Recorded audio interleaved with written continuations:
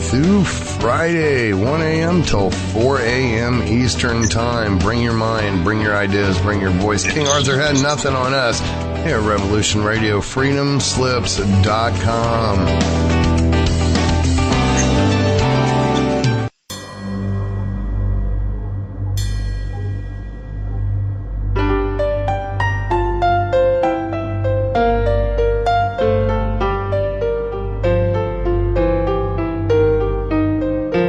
Did you ever feel that things were not quite right? That everything was just ever so slightly askew? Do you have, to paraphrase Morpheus, a splinter in your mind? If you're interested in hearing the latest information about UFOs, the paranormal, ancient cultures and structures, monatomic elements, longevity, fantastic discoveries in science, downloaded to your brain, then tune into us. Hi, I'm Dave. And I'm Mackie. And we are Shiny Side Out, Sundays 2 to 4 a.m. Eastern. See you then. Revolution Radio, freedomslips.com. You don't need to expect us. We're already here. Barbara Jean Lindsey is an internationally acclaimed psychic, spiritual healer, author, and founder of the online mystery school, Esoteric University. As the Cosmic Oracle, she is a conduit to the powers that be to answer your questions about your future self, past lives, current career, love. She shines light into the darkness to illuminate what was, what may be, and beyond. The readings and advice given by Barbara Jean Lindsey are for entertainment purposes only, should not take the place of any medical, legal, or financial advice given to you by a qualified professional, and are not a substitute for medical, legal, or financial advice. If you need a doctor, call a doctor. If you need to be expanded, call the Cosmic Oracle.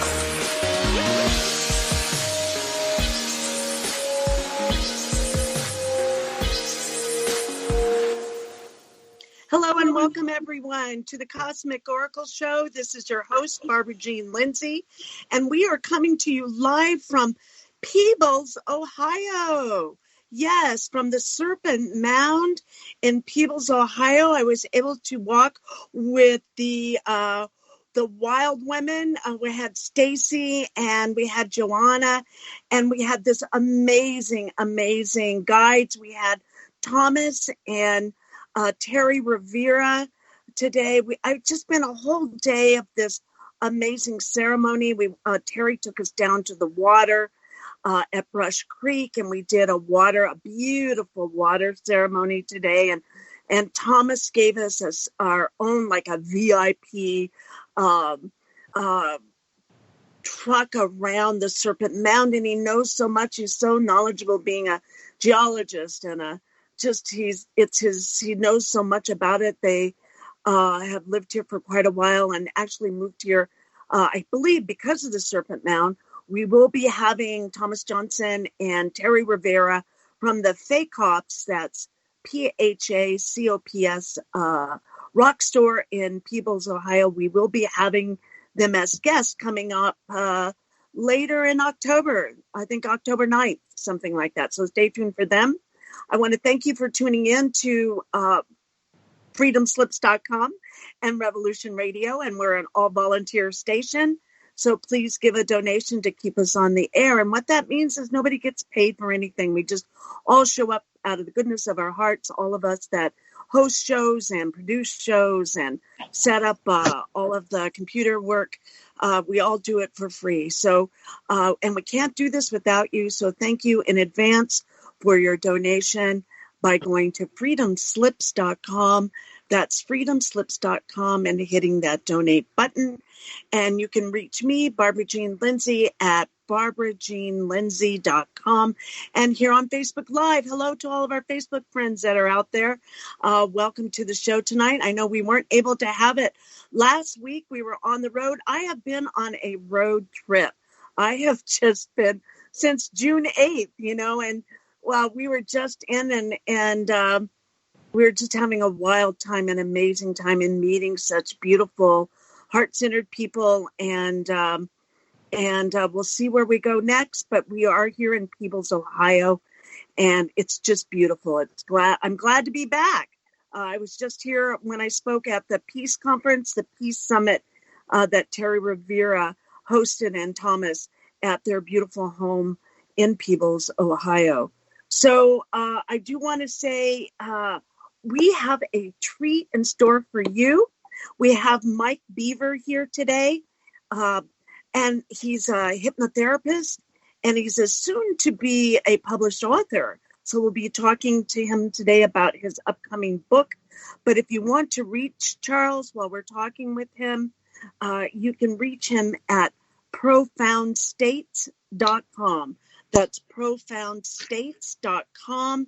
And his new book will be coming out, and the title of that is Instruments of Control. Interesting title, don't you think? So let me give you a little bit about his Michael Beaver's background. He is a hypnotherapist, and he has an interesting client. I think he's going to tell us a story about one of his clients that was used as a breeder from one of the gray races. So we're going to talk about that. And he also assisted a client to remove a dark spirit attachment. So I think we're going to be talking about dark spirited attachments as well. He's an information technology professional with over 41 years of computer experience. He's worked over 60 professional IT-related contacts, and clients included none other than the CIA, FBI, Defense Security, on and on and on. And he's worked at the world's largest corporations. And he is an honored degree videographer, a stuntman. I love this part, and martial artist. And he's an amateur ufologist and an occasional ET contactee. And his first encounter was October 3rd, 1980. So welcome to the show, Michael. Oh, thanks for having me on your show. It's a pleasure being here. Yeah, I think, well, we were talking earlier about canoeing because I was in cold water today at Brush Creek, and you were helping me because I'm usually a very courageous person, but I had some fear about the water, and we talked about kayaks and canoes, and so you were telling me that if I got into a kayak, it might be a little bit easier to maneuver than a canoe, and if I fell out, I get one that if I fall out, then that's okay. It'll just bounce back, I guess. Or you just get one that's not enclosed, so your feet are not trapped in there. You just fall out.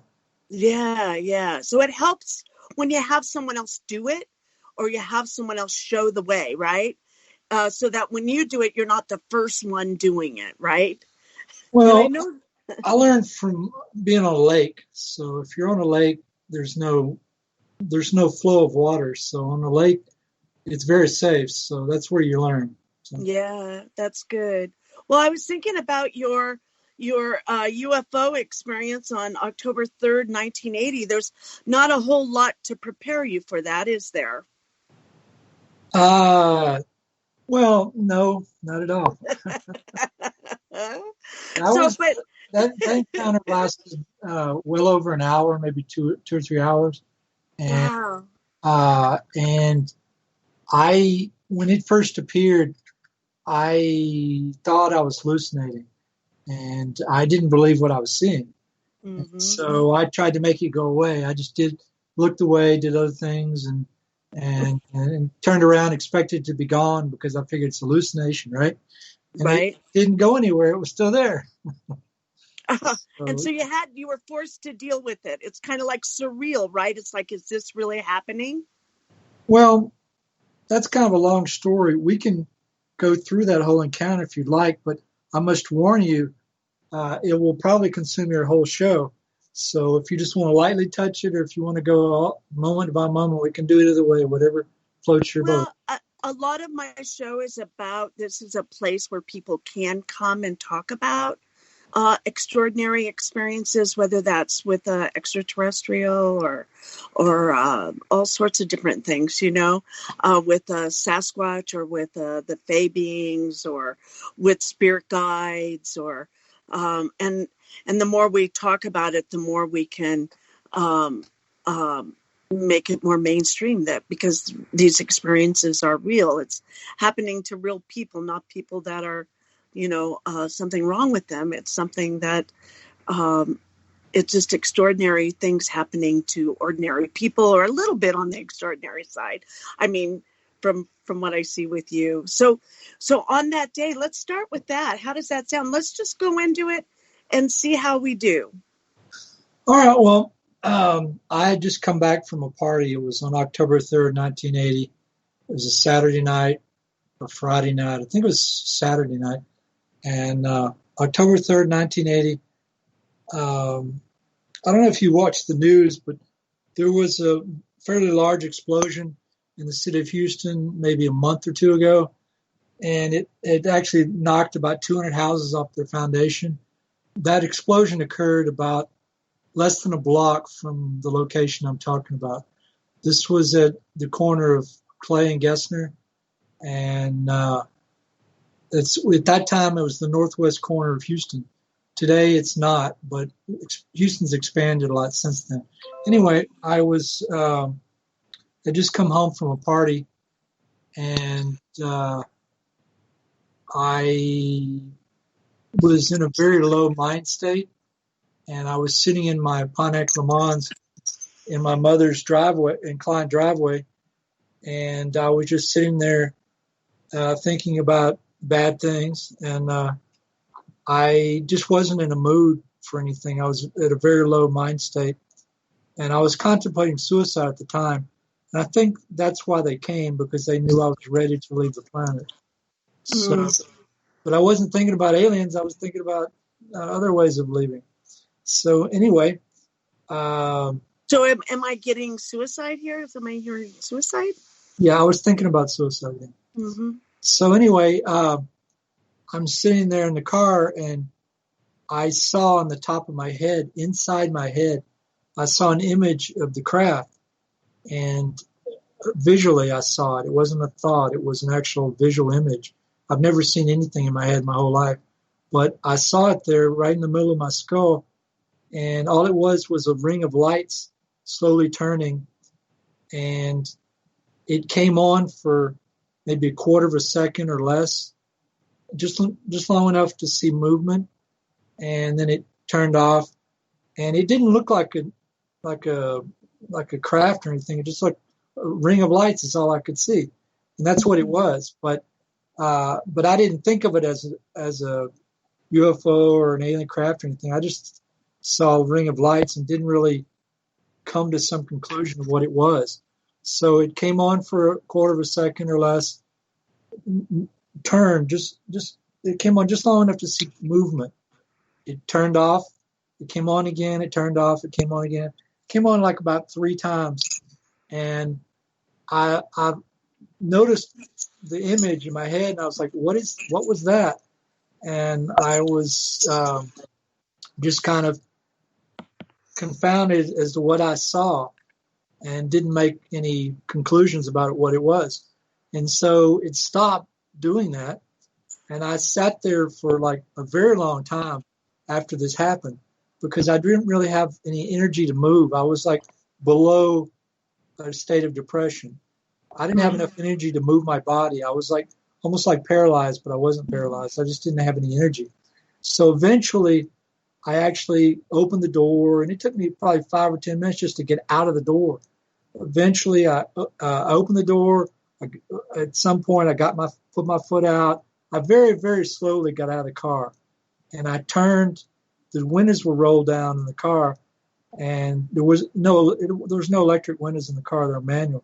So I turned facing south towards the rear of the car, and I looked up in the sky, and what I'd seen in my head was sitting in the sky.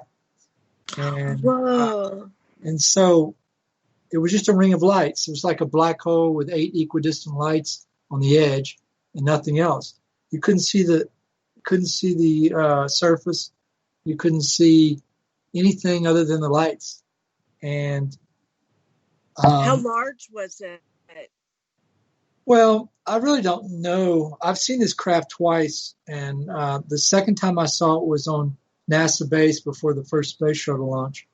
But at the time I was looking at it, if I held my thumb out straight, it was smaller than the width of my thumb. Mm-hmm. That's how far away it was. Huh. And I was seeing it from a side position, not from underneath. Okay, so I could see I could see 3 lights, then 4, then 3, then 4, then 3, then 4. It kept going back and forth between 3 and 4 lights, depending on the position of movement as it's turning from right to left. And so, were they all in alignment? The lights all in alignment? Yeah, they were. It was all level. Mm-hmm. And so, anyway, I like I said before, I thought I was hallucinating. So I looked up. I said, "You're not real. This is a hallucination." So I turned around. I rolled up my window in my car. I got into my car on my knees, reached over, rolled up the other window, and then I looked at the digital clock in my car. It said 11:00, exactly 11 o'clock. Mm-hmm. And so I backed up. I stepped out of the car. I locked the left door. I'd already locked the right door. And I backed up further, shut the door, and turned around and looked up and expected it to be gone. It was still sitting there. Holy crap. So, were you the only one you think that saw it? Well, from a direct human perspective, maybe. But it was picked up on radar. So the military airport that's in that area picked it up, but in any case, that's towards the end of the story. So anyway, that's actually a day or two later. So wow. 2 days later, actually. So anyway, I looked up at it and I realized that it was real. So I wasn't hallucinating, and so I said, "Well, what do you want? What do you want to do?" And so it started dropping, and it very slowly dropped. By the way, it was also, one thing I didn't tell you about is it was vibrating like a piece on a lathe that was off center. Huh. So anyway, it did dropped. it vibrate any color? Were there any colors? No, it should have left a trail in the sky, but it didn't. It was the lights were like off-white, yellowish white. And so anyway, it dropped very slowly, about 2 degrees, and then and it stopped. And I said, "Okay, you're going to land," because it was dropping, right? I was thinking it was actually going to land, but it didn't land. It just stopped at 2 degrees below, and then it started rising. It rose twice as high as as it dropped, and it stopped, and then it slowly went back down to where it was originally sitting. And And how far away is that from you? Well, I have to guess, but I would say it was behind the houses above, across the street from me, slightly behind them, and probably, I don't know, 40, 50 feet, maybe 60, 70, no more than 80 foot in the sky. It wasn't high enough where I could see underneath it. I was seeing the side, so it couldn't have been the side of it. Okay. Couldn't have been too high. So anyway, I thought about what it did, and I said, "Well, you want to land, you want to land, and then you want to take off." And, oh, okay.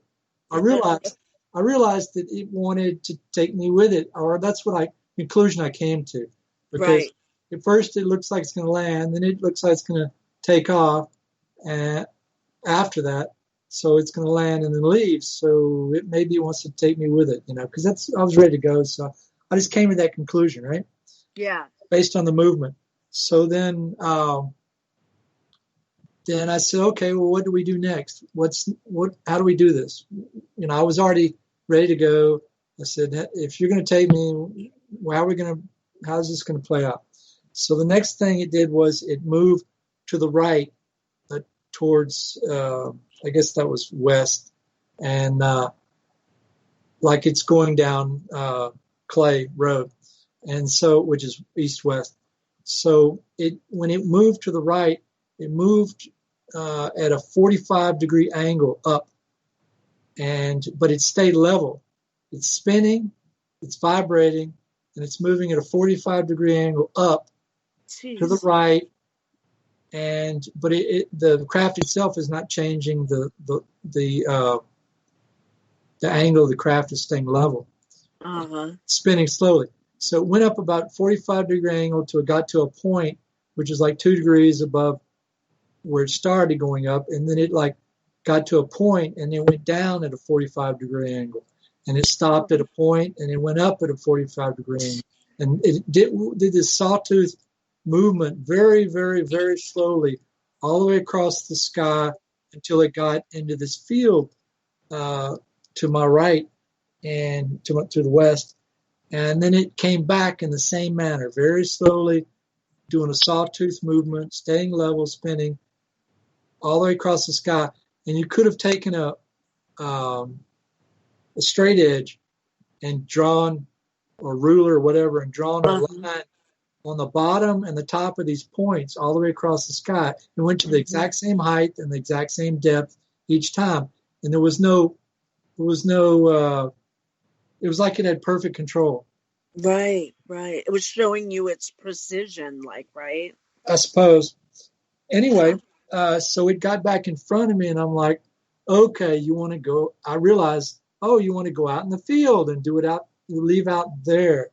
So I picked up what it was telling me through its movements. So I said, okay, let's do it. And so I walk down the incline driveway I'm standing on, and I walk out to the center of the street, and it's a street called Colony Court, and the two plates in the street, you have concrete on the left side and concrete on the right side, and they're two different plates, and they don't meet perfectly. So, but there's an edge right in the center. Okay, so I'll walk out to that edge in the center of Colony Court, take a right, and I'll walk straight towards west, towards towards the field. Okay, so I don't want it to gain any control over me. I don't know what their intentions are or anything, So I'm not staring at this thing. I'm looking around the sky at what else, see if there's anything else going on while I'm going out toward the field. It's paralleling me perfectly, even with me, right? Yeah. So it's staying exactly with me the whole time I'm doing it. Are you in any kind of fear, or what are you feeling when this is happening? Is it just you're going with it, or you? No emotions of any kind. Yeah.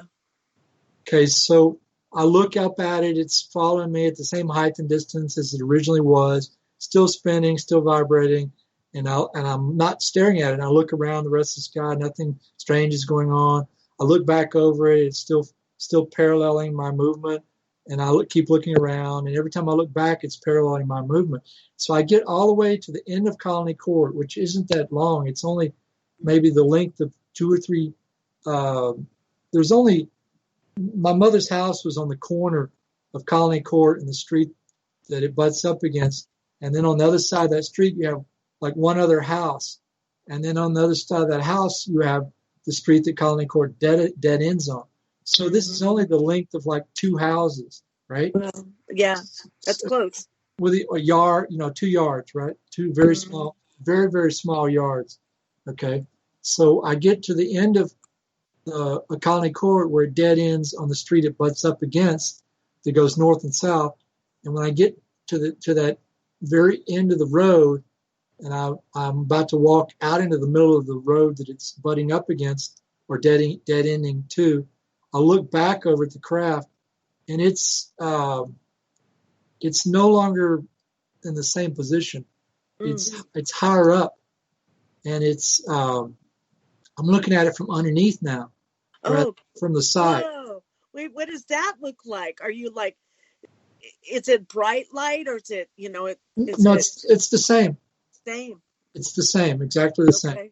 So the only difference is instead of seeing 3 or 4 lights on the side, I'm seeing all 8 lights from the bottom. On the inside. And it's circular within the circle? It's a black hole with 8 equidistant lights on the edge. Wow. Okay, so yeah. Anyway, is it hot, cold, any kind of difference there? No. So anyway, the same. so let me keep going now. So what happens is it I think it slowed its vibration at this point, and it moved like what happened was the front end dipped down and the back end shifted up. It was like it was pivoting on a line, like if somebody drew a line down the center of it, and it pivoted the front half down and the back half up, right? While it's spinning. Oh, all right. It's still spinning. It's not vibrating, but it's still spinning, and it's dipping the front down and the back up at the same time. And then it reverses. It dips the front all the way up and the back all the way down. It goes back and forth like this about 3 times. And while this is happening, it's still spinning. So what it looked like was an infinity sign. Oh, yeah. Okay, so... Yeah, and you're at the center of it on the ground. Well, in any case, I thought about this infinity sign, and I was thinking, well, maybe that's where the Egyptians got their infinity sign. So, yeah, that makes sense. So anyway, it does this 3 or 4 times, lifting the back, dropping the front, and reversing, going back and forth like it's pivoting on a center line and spinning at the same time and looking like an infinity, moving an infinity sign. Okay, and so then it started leveling and went past level 2 or 3 times until it finally levels out and still spinning. And then at that point, I kept walking forward towards the field, and it continued paralleling. And so I got across the street that Colony Court dead ends on, and I got into the field, and I kept walking. I walked about, 20, 30 foot out in the field or less, and I stopped, and it kept going west. And then it went a little further, and it stopped, and it came back in front of me. Oh. And I said to it mentally, I said, I don't mind going with you. I'm ready to leave, but I want you to come down here so people might be able to see you. And instead of just going off and nobody knowing that we had done this little trip. So what I heard in my head, it was like I was talking to myself. It said, they're not ready yet. And I said, well, if they're not ready yet, maybe I'm not ready yet too. So I changed my mind in that moment. And then what happened was, at this point, it's like back in its original position relative to me. I'm no longer underneath it. I'm on the side. And so what happened was a little black dot came across this. This is one of the parts of the encounter that I still to this day don't understand. Because this thing is a black hole, right? Right. Now I could see this black dot where the light had been turned off, moving across a completely black field that was darker than the night sky. And I don't know how. In the world, I could see a black dot on a black field because that doesn't sound right. Yeah. Okay? So anyway, I could see this black dot moving in line with the other lights that were still on. And it made a full rotation. It came around, the same dark turned off light was there. And there was another black light, turned off light behind it. And it made a full rotation. And there was 3. The full rotation, there was 4, full rotation was 5, full rotation was 6, full rotation was 7, and then it went around the 8th time, 8 lights, they were all off. Instantly, it was no longer there. I could see through it at that point. There was 3 stars that were sitting next to each other, perfectly level, where it was sitting that I couldn't see until it disappeared. Once it disappeared, I could see these 3 stars behind it that I couldn't see just a minute earlier. And so it was gone. It was either cloaked or gone. I don't know if it took off. I don't know if it took off or if it cloaked. But it was no longer visible to me. So at that point, I looked around the sky to see if there were any other craft or if anything odd was going on. And are you a Star Trek fan? A little bit, yeah. Did you see all of the original episodes? No. Okay. But I'm sure our listeners have. Well, there's a certain episode where these two aliens are fighting each other to the death forever and ever.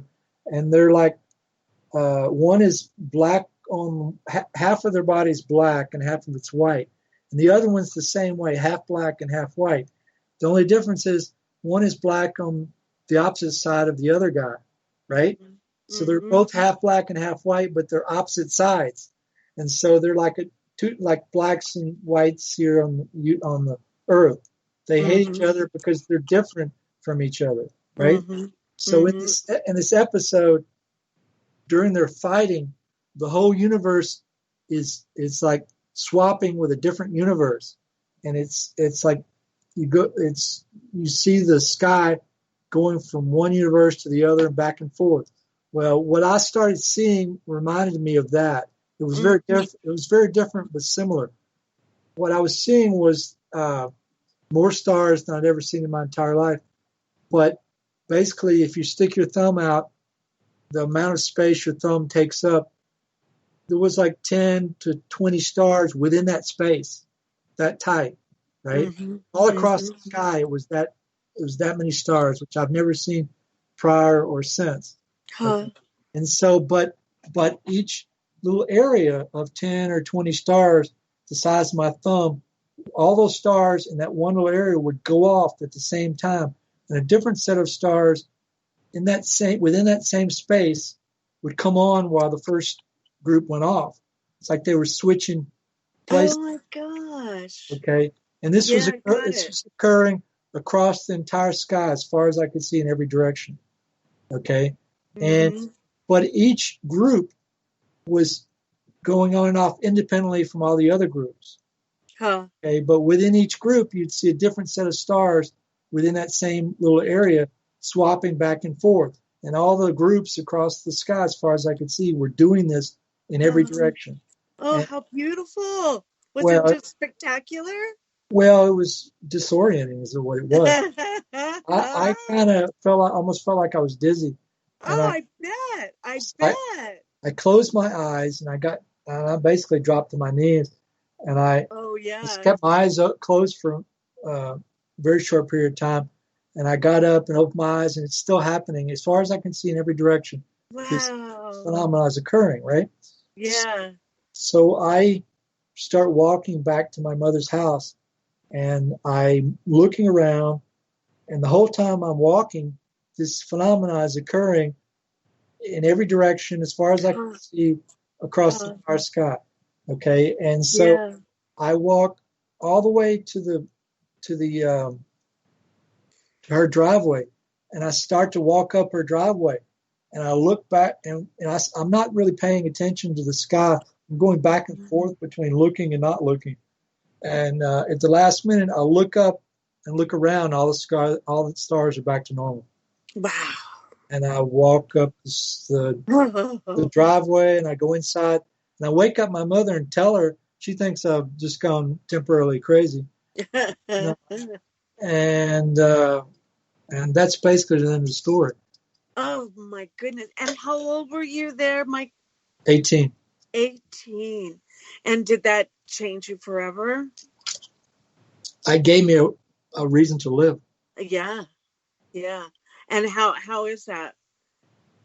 You mean my death wish?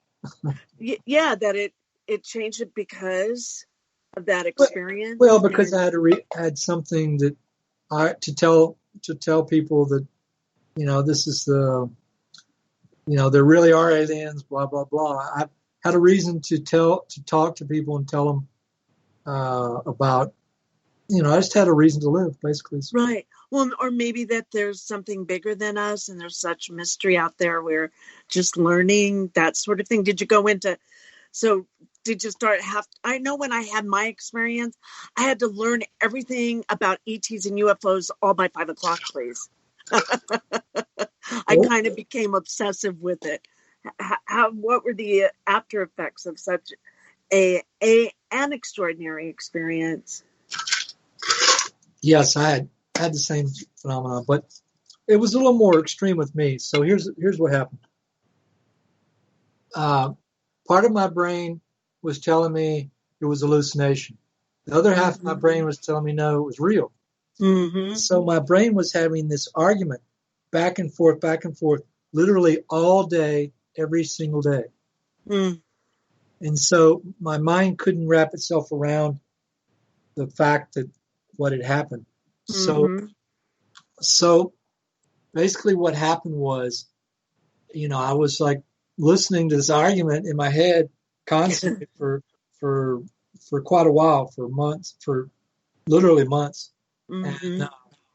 And so at some point I just started thinking about, the next night I was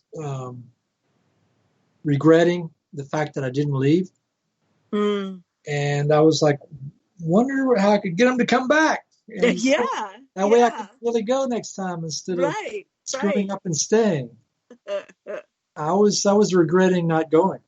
So I thought about it, and my father had, he's kind of one of those people that did things that nobody else had done before him, sort of thing. He did a number of things like that. And we don't necessarily need to go into that, but he was just that kind of person.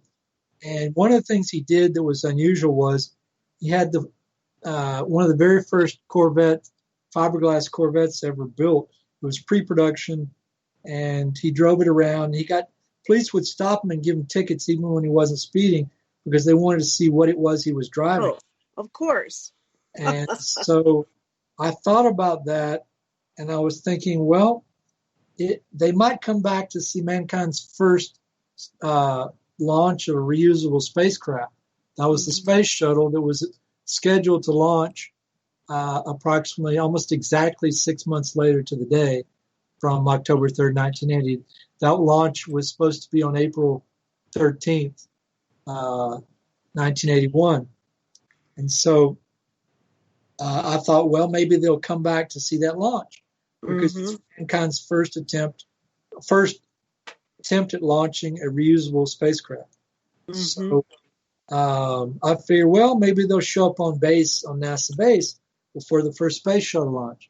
And I thought about my father's Corvette, and I was like, Yamaha came out with a brand new motorcycle, a V-twin called the Virago at the time, and nobody had it. It was just came on the market. And I figured, well, if I go buy that motorcycle and take it down to the beach near Cape Canaveral, and somebody will come over who's got a pass to get on base. They'll be checking out the motorcycle, and they'll take me on base. I'll get on base, and I'll get to see this aliens again because they'll come down to see the space shuttle launch. It seems like very logical thinking to me. Well, all that actually happened. It did. Oh, yeah. Okay. All right. Well, bring it. Let's hear it. So anyway, I liked hot dogs, Der Wiener Schnitzel hot dogs. Do you remember Der Wiener Schnitzel? I love Der Wiener Schnitzel. Are you kidding? Chili dogs with grilled onions. Yes. So I would get 3 chili dogs almost every weekend. I get 3 chili dogs, right? Now, how did you create that? Well, so anyway, on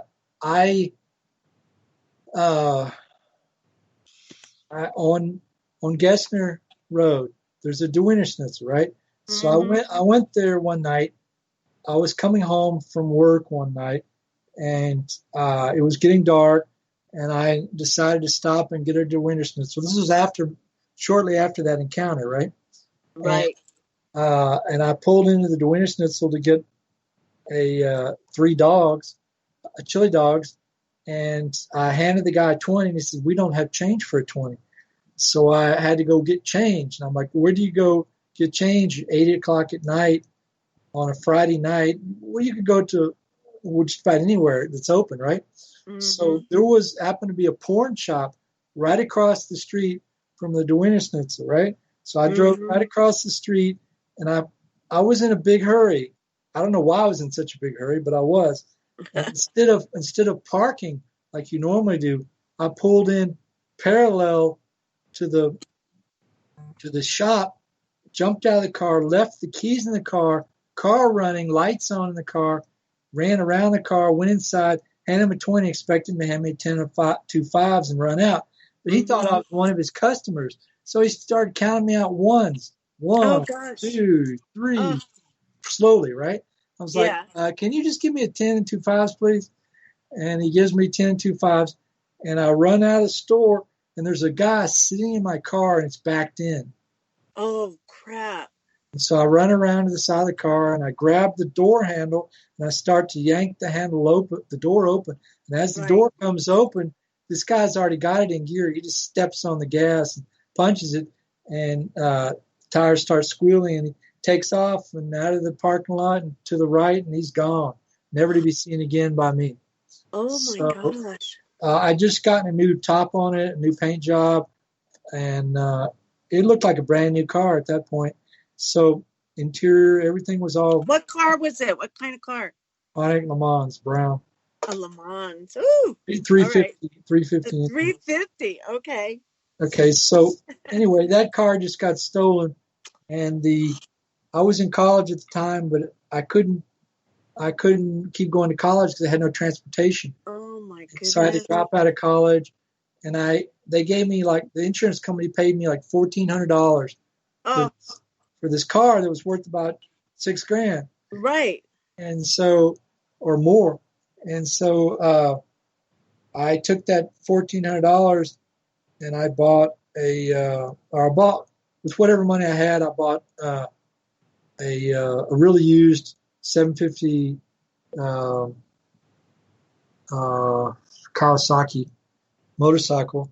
And then after a short period with that $1,400, when the Virago came out, thinking about my father's his Corvette and getting on base, I bought the Virago. I used the 750 as a down payment with whatever cash I had left over from the $1,400. Those together and put them down on the Virago. And so I took that Virago to Cape Canaveral, to the beach that's there next to Cape Canaveral. I can't remember the name of the beach off the top of my head, but I'll think about it in a minute. Mm-hmm. Anyway, I park the motorcycle on the beach, and a guy comes over and starts talking to me about the bike. And at some point, he asked me, where are you going to see the launch? I said, I have no idea. And he said, well, I've got a pass to get on base. Come with me. We'll go on base and see the launch from on the base. And so, which is an island. Cape Canaveral is an island. And so, so that's what we did. I followed him. He had family, and I parked at the gate outside, got in his station wagon, and went on base with him and his 3 kids and little girl and 2 little boys and I think one of his workers, a young, about 18 to 20-year-old gentleman was also in the car. And we went on NASA base before the first space shuttle launch. Huh. And we basically all got all the way in and parked and everything, and they went to launch it. And the launch, I don't know if you remember this, but the launch got about 10 seconds from the liftoff, and they scrubbed the launch. Ooh. So I don't know if you remember the launch. I don't remember that. I don't. That's what happened. The launch got scrubbed about 10 seconds short of liftoff. So they rescheduled the launch for, I think this was supposed to launch on like a Friday, and they rescheduled it for Monday. And so I talked to this guy, and he said, well, I'm not going home. I'm coming back for the launch. And I said, yeah, that's the way I feel too. He said, well, follow me down to Daytona Beach. There's lots of women on Daytona Beach on spring break, and we'll hang out there until Monday and come back. And I said, great. So I followed him towards Daytona, and I got lost following him. Oh, shoot. I lost him. I didn't get lost, but I lost my connection with him, right? Mm-hmm. So I get down to Daytona Beach, and I know he's there somewhere, right? Yeah. This beach is like the longest beach on the East Coast. Right. I've been there. Right. It's like looking for a needle in a haystack, right? Well, it's even more than that because you had it was spring break, right? You had more stunningly gorgeous women on that beach than you'll ever see in one spot in your whole life. And so it wasn't just a matter of finding him in the crowd; it was a matter of keeping my libido in check. Okay, and so I'm driving down the beach on this gorgeous motorcycle, and all these gorgeous women are going, "Wow, what a motorcycle!" You know, I'm like wanting to stop and get acquainted with somebody. You know?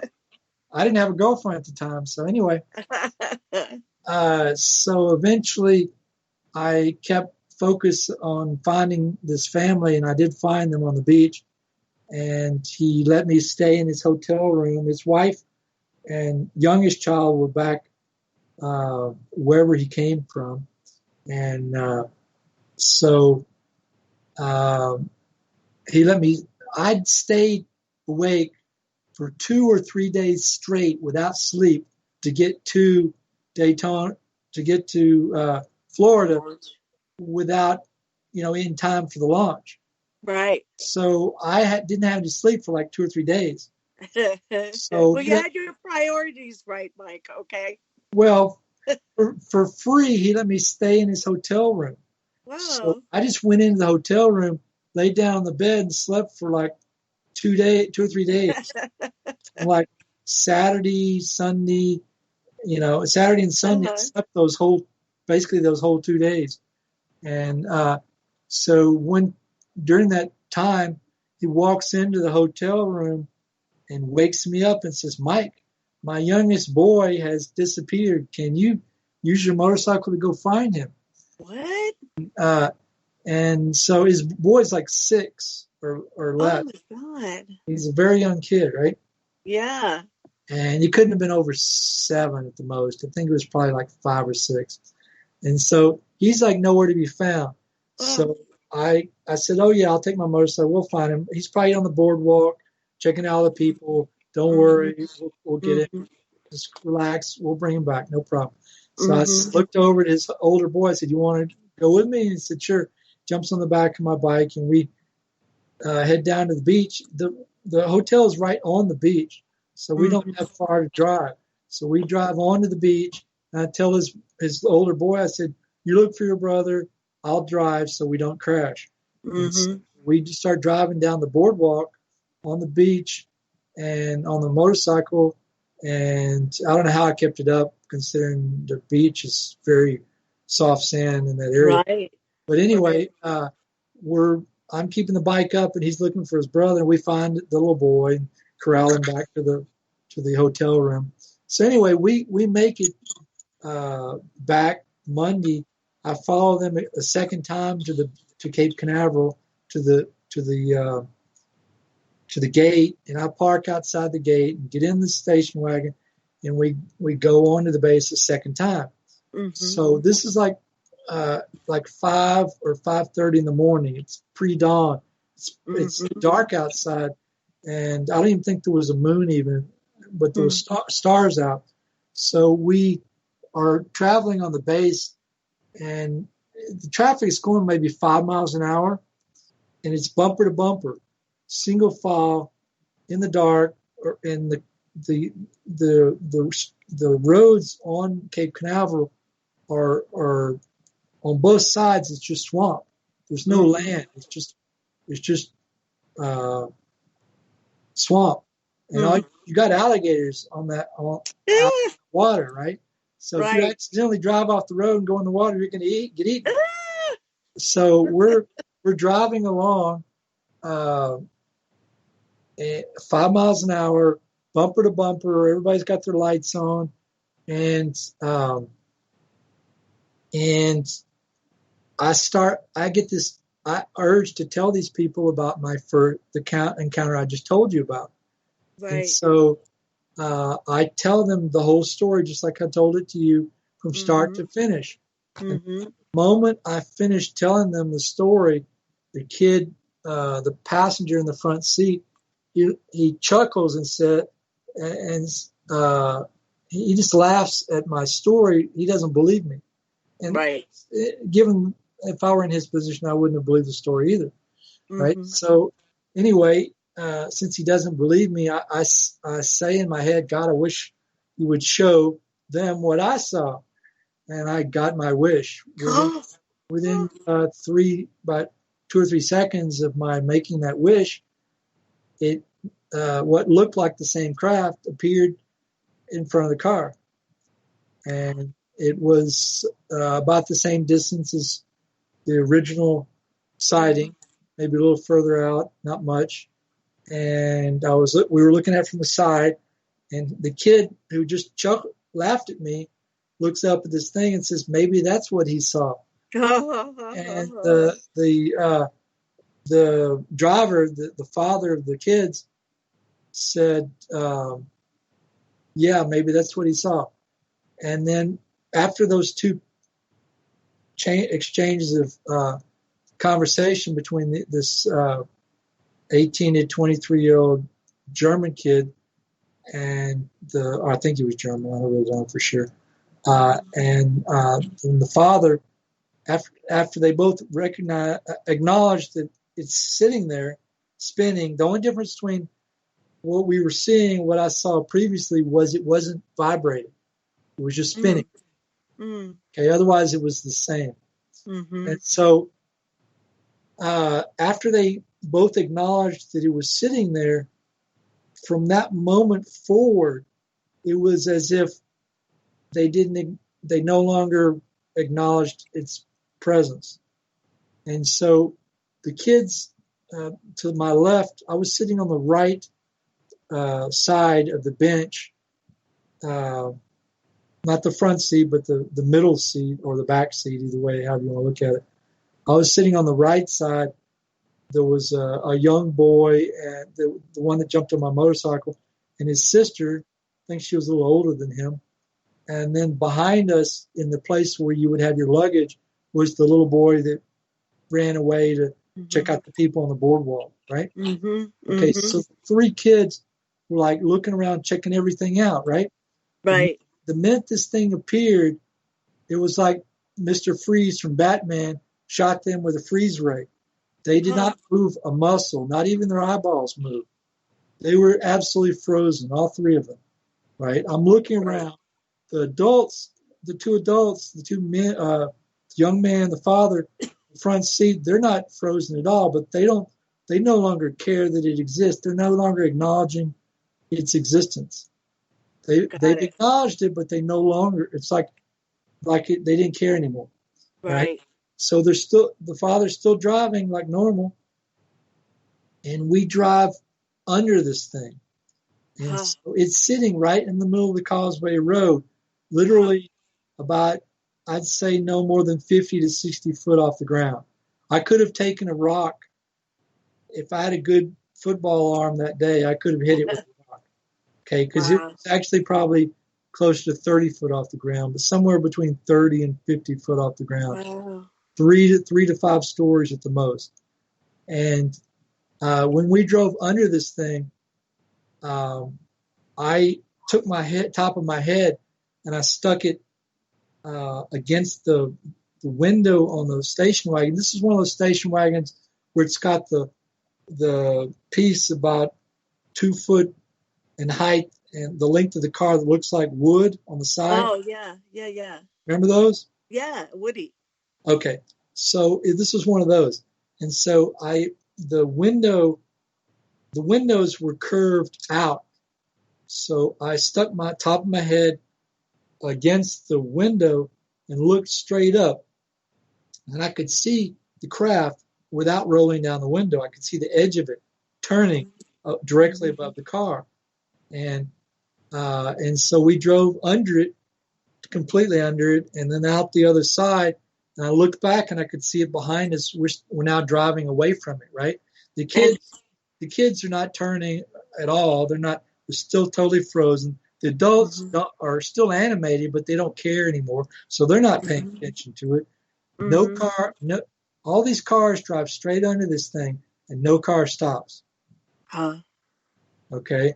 And so we keep going around this left curving causeway with water on both sides. And we keep going around it. And I'm staring at this thing behind us, and it's getting smaller and smaller. And eventually it got to a point where the trees blocked it, where I couldn't see it anymore. It never left, as far as I could tell. It was still sitting there. And there probably was at least 30 to 50 or maybe 100 cars that drove under this thing. I don't know how many cars drove under it, but none of them stopped. So that was the end of that story. Wow. And so so you had a different experience, right, than the others in your car. And do you think part of that is because maybe you were acclimated from your previous experience? And so, well, I think the reason why they showed up had nothing to do with the space shuttle. It had to do with the fact that they didn't want me to go insane. Right. Because my head was just spinning, trying to figure out whether I'd actually hallucinated or didn't hallucinate the first encounter. Right. So once I saw it with other people, once I saw it with other people and they acknowledged that it existed, at that point I realized that I wasn't hallucinating the first time. Yeah. It really helps to be able to have other people with you.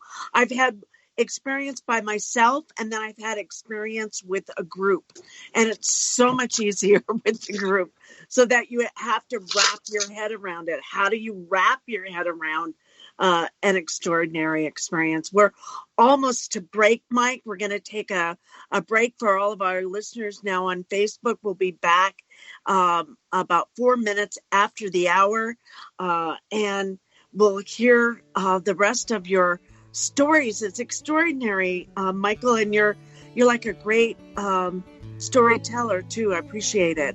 You speaking your truth here today. Thank you. It was a pleasure. Thank you.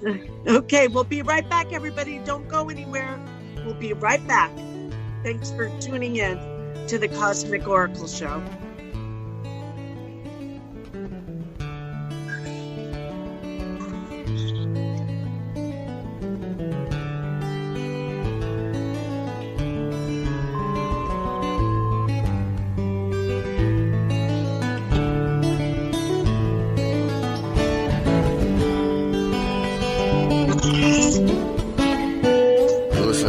Radio at freedomslips.com, and we'll be right back after this message.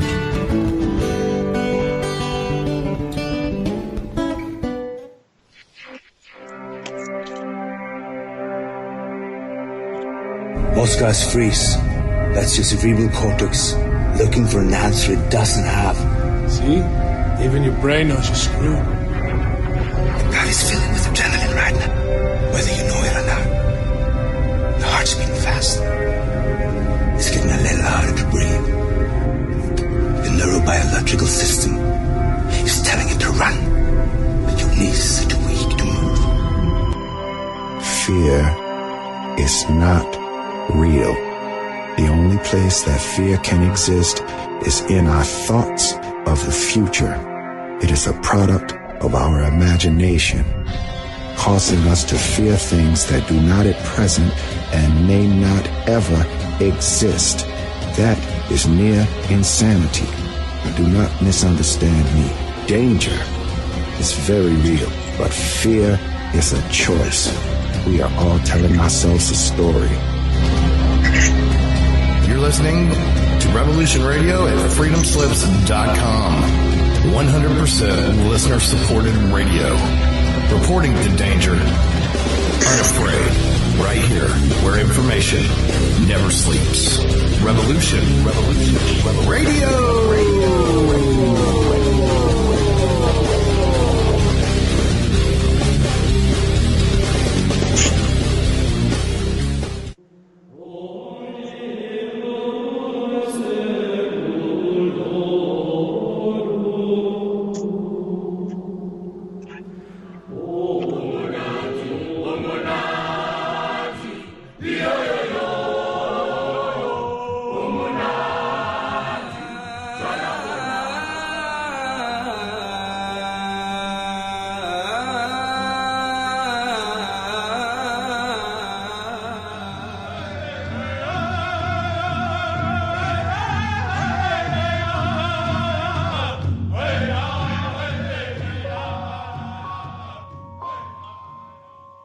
Join Revolution Radio every Wednesday, 8 p.m.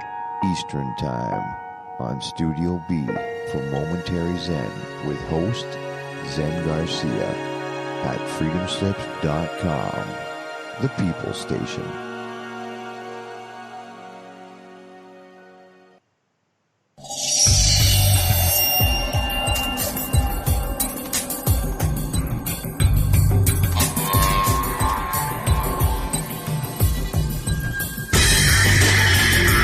It is no secret that the so-called mainstream media is best described as controlled propaganda. Countless news stories are either totally ignored or spun with half-truths, and because of this, essential facts and vital information are often compromised. Join Dr. Ott every Friday night on Studio B at 10 p.m. Eastern and learn why The Story Behind the Story was nominated for a Peabody Award in its second year of producing unparalleled broadcasting excellence in 1997. That is, if you really care about learning the truth.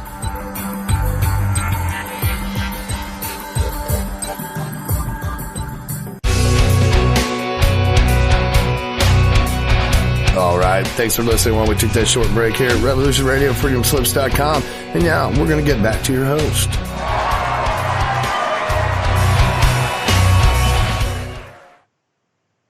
Hello and welcome back, everyone, to the Cosmic Oracle Show. This is your host, Barbara Jean Lindsey, and we have an amazing guest who is telling us an extraordinary story, true from his heart. We have Mike Beaver on our show tonight. Welcome back, Mike.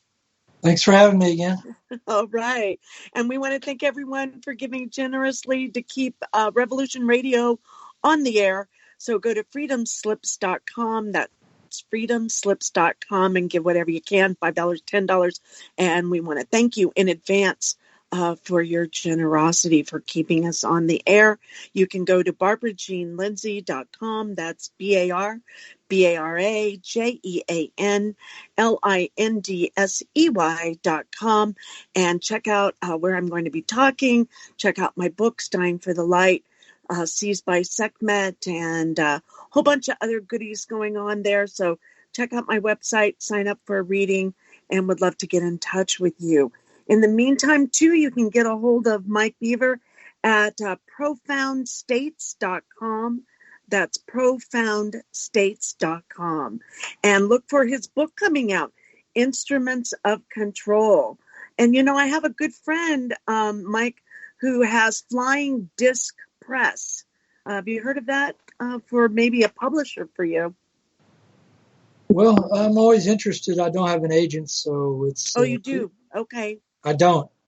Oh, you don't have an agent? No. Okay, well, we'll talk after the show. Sure. Okay. And so you had your first event when you were having the thoughts of suicide, and then you had this extraordinary encounter with a UFO. And then how much time elapsed was it till you met this new group with the motorcycle and had that experience at the launch at NASA? Well, 6 months. 6 months. So that's pretty close. Yeah, October 3rd, 1980 was my first encounter, and then April 13th was the intended launch of the first space shuttle. It actually launched, I think, I don't remember the exact date. I just know that it was supposed to launch on Friday and ended up launching on Monday. And April 13th is either the day it launched or the day it was supposed to launch, one of the two. I can never remember which is which. Mm-hmm, mm-hmm. But that's the day before my birthday, by the way. Oh, it's before your birthday. What a birthday present, huh? Yeah. The Titanic sunk on my birthday, and Lincoln was shot on my birthday. So. Oh, my goodness. Oh, my goodness. Well, I mean, these are two extraordinary experiences. Different years. Different years, of course. I see. Yeah, yeah. And so after this experience, have you ever contacted that group of people in that station wagon since? No, I lost. I didn't get anything from them to find out. You know, I never took a number down or anything. So right.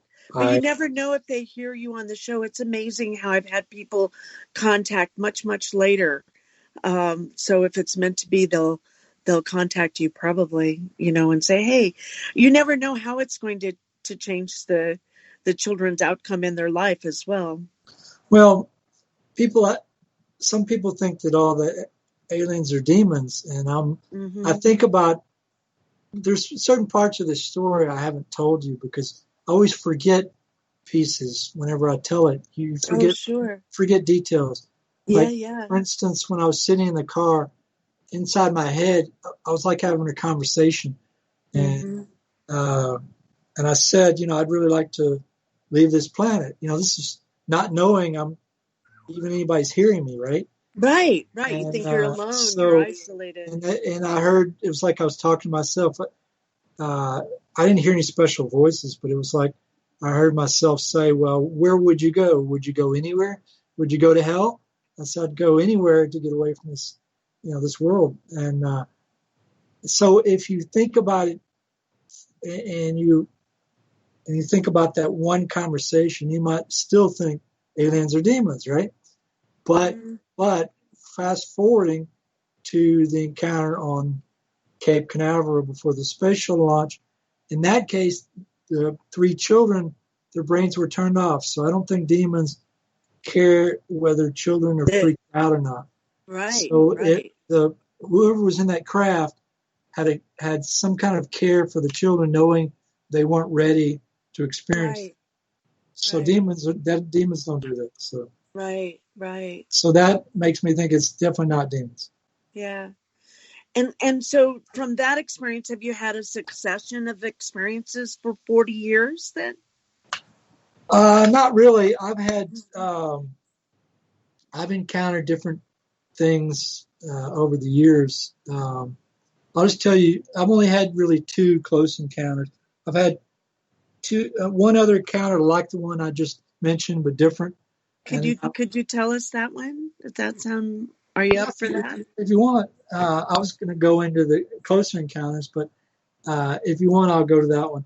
So, when I was in Peru, I was doing the ayahuasca in Peru, and we were standing behind me and about half a dozen people were standing behind this large thatched hut, also called a maloca. It's like 2-story house, large 2-story house made out of thatched materials. And so we're standing behind this thing, or this house, and or hut, whatever you want to call it. And there's one lady leaning against the hut, and she's sitting there talking to somebody. And then there's 2 or 3 guys. They're with me. They're standing a little further away from the hut, and we're still underneath the overhang of the hut.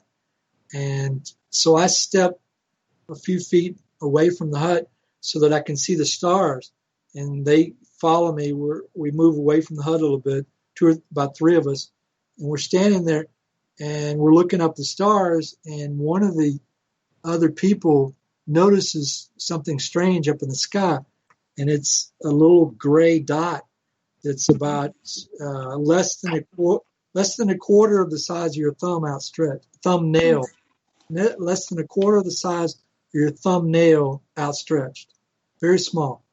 Okay, and it's almost hard to see, but it's very obvious that it's sitting there, but it's so small and only gray. There's no light.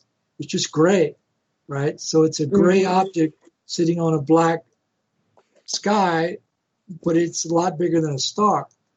And so we could see it, but just barely, right? And we're looking. The other guy spots it, and then I look and I see it, and all 3 of us are standing there looking at it. 2 grown men and a young, like an 18-year-old boy. He's younger than that, actually. He's probably 16, 17-year-old boy. And we're all 3 of us, or there might have been another guy standing there, I don't remember. We're all looking at this thing. And I'm like, I wish we had some binoculars. And the kid goes, there are some binoculars inside. And I'd seen the binoculars, but they were small binoculars. They weren't very like the big professional ones, what I was thinking of. But they were smaller, but they were binoculars, right? So I said, you know where they're at? And he said, yeah. I said, can you go get them? And he said, sure. He goes inside and he grabs them, brings them outside. He's got glasses on, so he tries to look through them, and he can't see through the binoculars because he's got glasses. So he hands them to me, and I look at this thing, and we pass them around. And 2 or 3 of us look at it through the binoculars. And then, but the lady, remember what I said about the 2 guys in the front seat of the station wagon on base? Yeah. Where they acknowledged it, and then they didn't care? Right. Well, there was the therapist of the kid who went and got the binoculars. She's sitting leaning back up against the thatched hut, and we tell her this thing is up there in the sky. She won't get up and go look at it. She doesn't look up. She doesn't care. Okay, she has the same attitude as these 2 guys in the car, except in her case, she knew that we were talking about that there was something there, but she didn't care anyway. Whereas the 2 people in the car acted like it no longer existed, sort of thing. Mm-hmm. So it was similar but different. But so anyway, when I look at it through the binoculars, it's no longer gray; it's black, and it has maybe 30 to 50 lights on it on the surface. It's a black surface with somewhere between 20 and 50 lights on it. And I started counting in my head the lights, but I couldn't count them because some of them were going off and coming back on. But they were on a surface. They weren't independent craft. They were lights on a single surface. They weren't moving in relation to each other. But the inside the binoculars, the surface looked black, but with the naked eye, it looked gray. And so it had all these lights, and some of them were going off, and some of them were coming on, and you couldn't see the edge of this thing. It was almost like the black hole first one. That one, you could see the edge of that one because the lights were on the edge. Well, in this case, there was no lights on the edge, so you couldn't tell where it stopped and the night started. And so I just kept looking at it and watching it. And we all traded binoculars and looked at it for a while. They got kind of bored and went inside. And I was the only one who stayed out looking at it. And I just looked at it for like 2 or 3 hours. Wow, that's what I would do, Mike. I know that's what I would do. Well, the thing about it is this thing, I don't know what you know about the stars, but they rotate around the Earth. Okay? Mm-hmm. So the stars don't stay stationary in the sky. They move as a field, right? They very slowly, over 2 or 3 hours, they'll move quite a bit, and as the whole field altogether. And so what it did was it stayed stationary with the field of stars. Mm-hmm. While they're moving, it's staying with the star field. And so it's passing over the house because the star field is moving in that direction. And so at some point, it gets to the point where I couldn't see it. So I run around the side of the house, run around the other side of the house, and I try to see it from the other side, and I can't see it from the other side. And so I run around to the side of the house, and I can see it. And so I see it, look at it with the binoculars and without, while it's going over the house for like 2 or 3 hours. And while this is happening, jets are landing at the airport. This was half a dozen miles outside of Iquitos in Peru, in the jungle. And so these planes are landing at the airport, and I can tell they're airplanes, jets, and so I make note of those while I'm watching this thing, and it rotates over the house and behind the house. I'm still watching it behind the house, or in front of the house, I should say. We were behind the house, now we're in front of the house, and so I'm in front of the house by myself, and it's already passed over the house. And it slowly passes with the movement of the star field into the trees. So I'm watching it through the trees, right? and eventually it goes to the point where I can't see it anymore because the trees are blocking it out. But I watch it for like 3 or 4 hours, and it never changes. It always stays with the star field the whole time. So, wow. And so does that kind of blow your mind a little, or you're just thinking? no, it was no big deal. But here's the thing. The story keeps going. So let me. Okay, let's hear it. We're here. We're in this with you.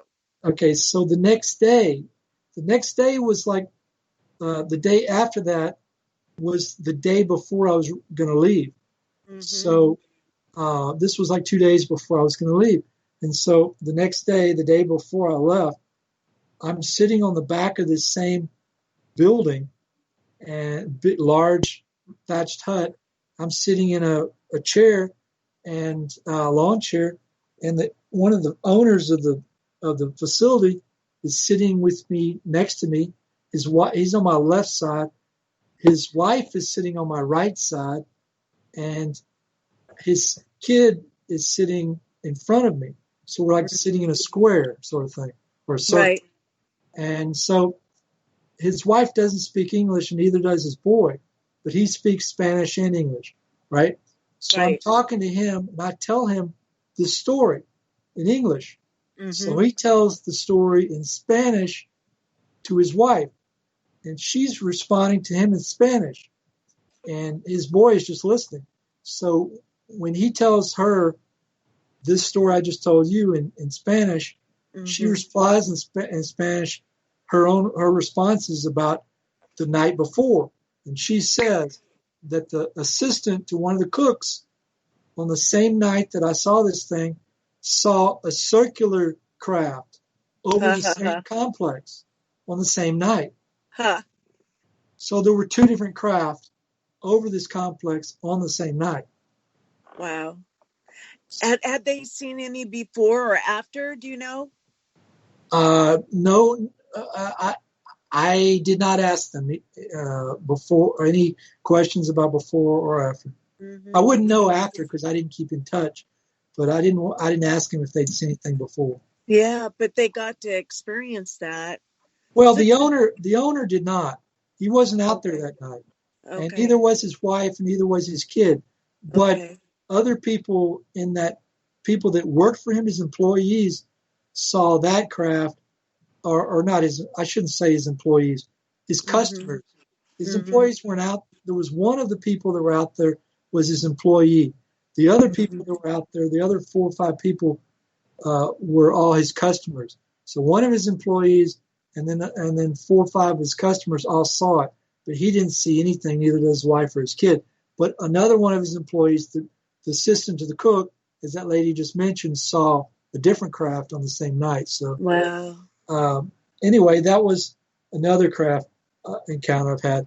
I've also had a couple encounters with beings a lot closer than up in the sky as well. I would love to hear that. I would love to hear about your close encounters now. So we're kind of acclimating with you, Mike, okay? We're starting kind of where you're starting. And I find that with a lot of people who've had experiences that they have been kind of acclimated their whole life so that they don't get too much information so their brain doesn't explode, right?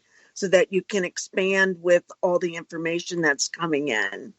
Well, I wasn't really prepared for the first encounter, but after that, it got easier. Yes.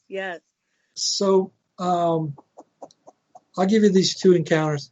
So one of them, I was at some point. I used to delve into metaphysics and the New Age movement, and I still do some metaphysics, but I'm not as much in the New Age movement as I used to be. But I was sort of deep into it at one point, and I used to go to this one facility in Houston, this one house where they did all kinds of metaphysical stuff. And there was this one lady who we had quite a few interesting experiences with, or a few.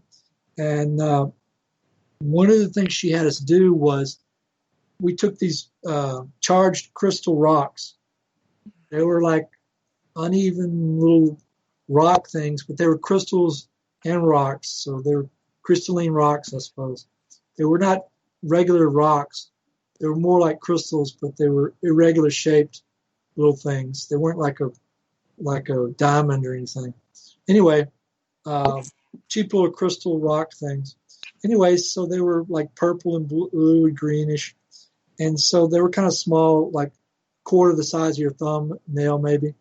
And, what we did was we were supposed to tape one to the wrist, and we took another one and we stuck it in the glass and filled the glass with water. And over a week or more, you're supposed to drink the water from the glass. So that's what I did. I just went about my normal day for a week and drank the water from the glass. So at the end of this week, it started getting strange. So let me think about this. So wait, let me see if I got it right. So you have a crystal tape to your wrist?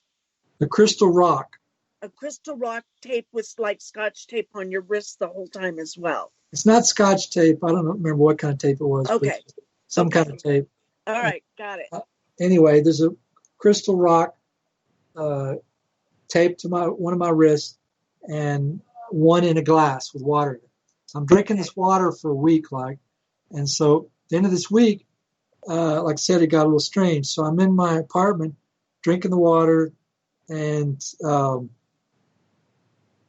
I felt myself change. It was like I got more powerful than normal. It's like I became Superman, sort of thing. Mm-hmm. So I stood up and have you ever seen the movie Sidekicks? Oh, I don't think I have. You'd think I would, right? But I haven't. Well, I worked on the movie and I was put in charge of the stars, safety and all kinds of things. Anyway. Well, I'll have to watch that. It's just called Psychic? No, Sidekick. Oh, Sidekick. Oh, you said Sidekick. I'm plural. Plural. Oh, yeah, Sidekick for sure. Sidekicks. I've seen that. Yes, got it. So have you seen it? Yeah, I have. I like all the martial arts movies, believe it or not. Okay, do you remember the movie? I kind of remember it. Well, there's a scene in there where the kid he dreams about Chuck Norris, right? Right. I love Chuck Norris. Chuck Norris tested me for my black belt in 81. What? Yeah. So him and his brother Aaron, and who directed me in Sidekicks, and my instructor, the three of them tested me for black in 81. That's awesome. So anyway, there's a scene in that movie where he's dreaming about Chuck, and they're fighting the bad guys, imaginary bad guys, and they're standing near each other, and they stick their feet up like they're kicking a sidekick high up in the air to somebody taller than them, and then they spin and they kick in a circle all the way around. Right? Mm-hmm. What I do is something like that, except not the same. I stick my foot up just like I'm doing that sidekick, except I leave it out and I start spinning. What? It's up in the air above my head, and I start spinning like somebody like one of those professional skaters. Right. Fast. Okay, so I have perfect balance, and I spin really, really fast, and then I slow down and I set my foot down, and when I sit my foot down, my spirit is loose in my body. And it's like I'm almost coming out of my body. And at this point, I'm looking at the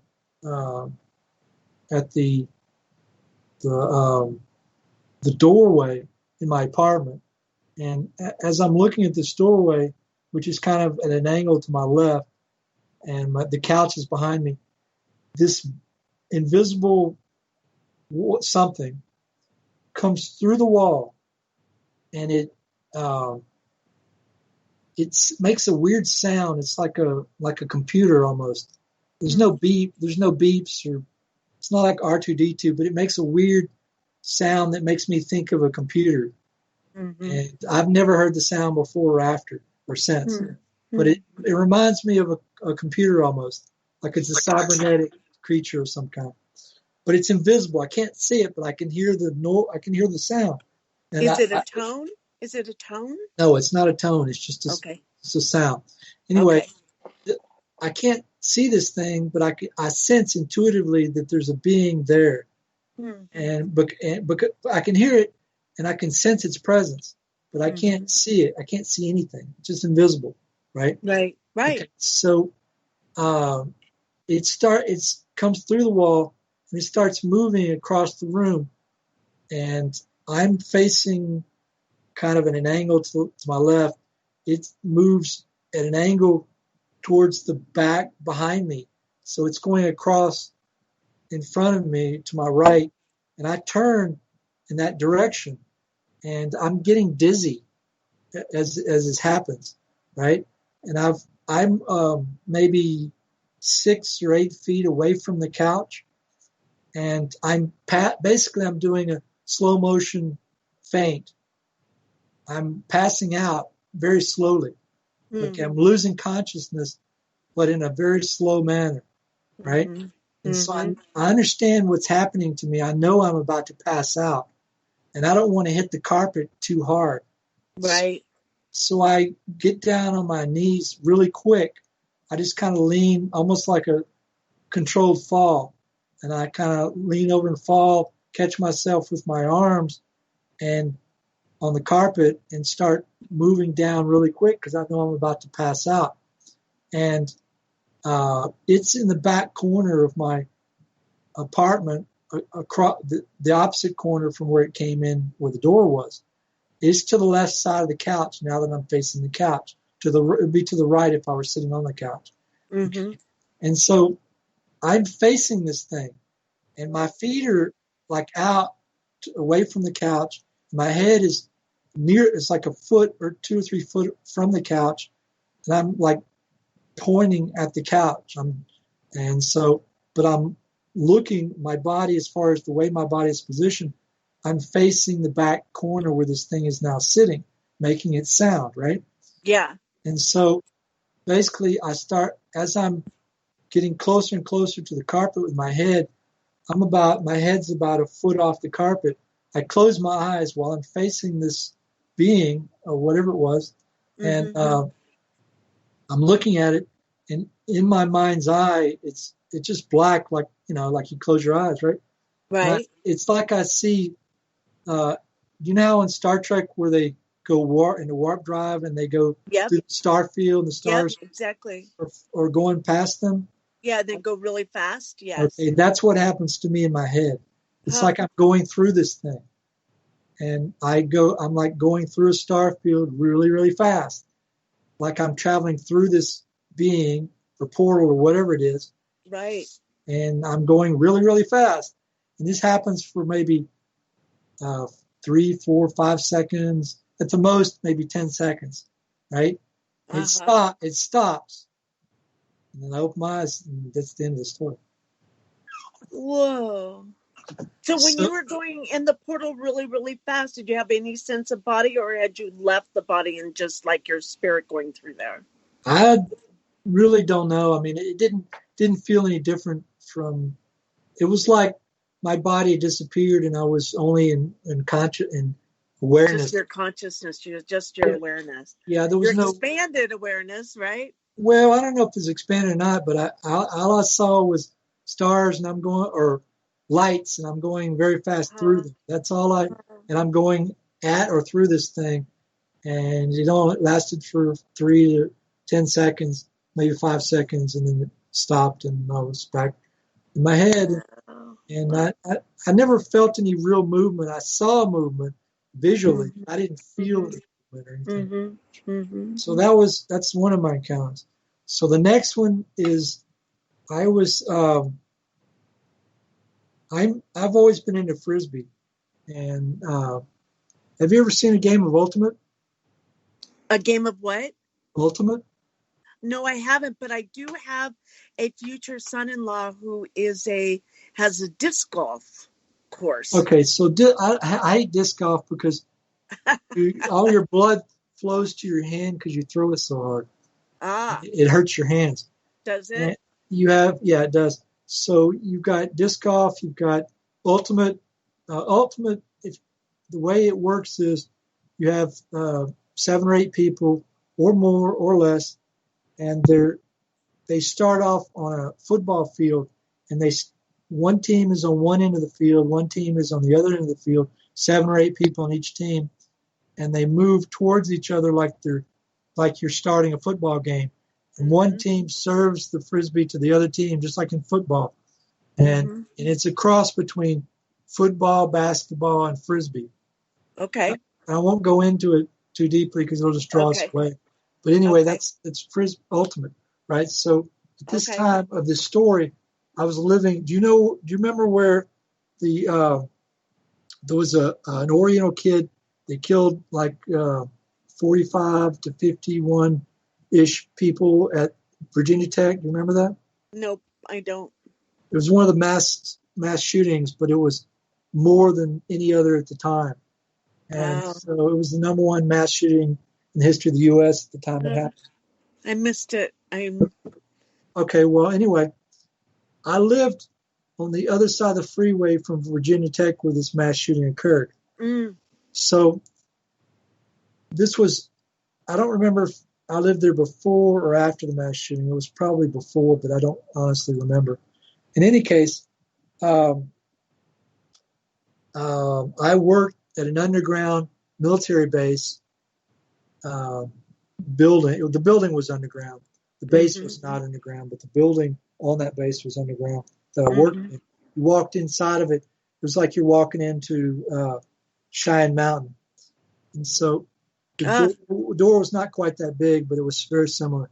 So anyway, I would go to work and work in this underground building. When I got off work, I would rush home, change into some shorts, and then I would go from my apartment complex down the main road under the freeway, and on the other side of the freeway, everything there was that college, Virginia Tech, right?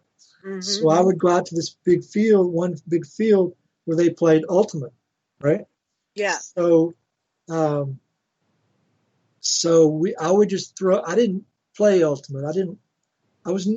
I've played ultimate maybe half a dozen times in my whole life, and I was never really into it that much. And so I prefer freestyle. And my Frisbee partner in Texas is 3-time Texas State female Frisbee champion. Her other partner's a world champion. So anyway, freestyle. So anyway, I'm over at Virginia Tech after I get off work, playing just catch Frisbee with anybody I can find who'll play. And they're all waiting on teams to form up to play ultimate, right? Right. So the big leagues. Well, whatever. So there's all kinds of Frisbee games that we're not going to get into that are not mentioned. Anyway, so this guy's throwing this Frisbee at me, and he's throwing it past me. So whenever he releases it, immediately I judge the direction, speed, where it's going to land. And I turn and I move as fast as I can to that spot, right? And Got it. He's throwing it past me. So immediately when he releases it, I turn around backwards and take off as fast as I can running, trying to catch it. And they kept going just a tiny bit past me and landing on the grass.